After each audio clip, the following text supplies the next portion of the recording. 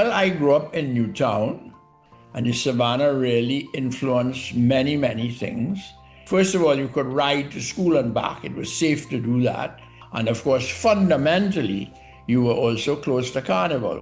The school was well run, and it was very cosmopolitan in the sense that the train, which is another thing we have lost, people from town, so to speak, would meet boys from all over Trinidad. My tale about St. Mary's College is really about late blooming under the inspirational tutelage of Kennel and Graff, particularly Kennel. He was extraordinarily open-minded. He taught me that education came from the Latin educare, to lead out, and that's what education was about, ticking boxes and passing an exam only.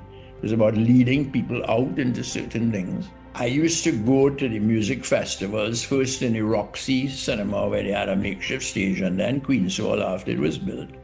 And one of the things I used to go to was the pan competition. But I had another mentor, Helen Mae Johnston, who was the person who got Queen's Hall built. She and I were incredibly close, and she was a very strong personality. And it's important to understand that as much as these people had your interests at heart, they didn't mollycoddle you.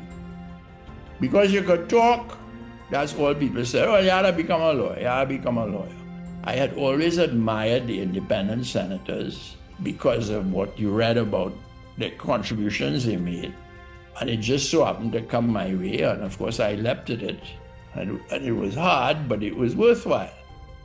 There were certain occasions in Trinidad where if people had behaved themselves, life would be very different, and in my view, better. So when they had the tied election, the president at the time was Robinson, sent Manning and Pandey to have talks about how to resolve it. That was a great opportunity lost. First of all, they should have made a better effort. They should have come to some modus operandi.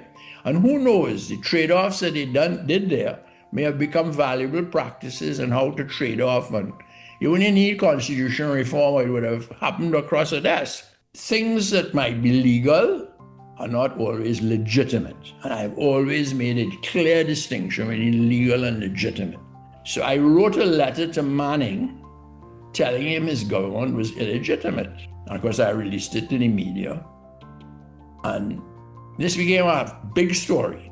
And to my complete surprise, Lloyd Best and other people praised me for making an issue of this. Next thing I know, I got a call from Keith Smith. I never thought I could write, and it just kept going and going and going and going, and here we are today. And because there's never any shortage of topics, and many of those columns wrote themselves in the sense that somebody spoke to me about something, usually about some injustice. As everybody knows, I've never had a problem with plain speaking.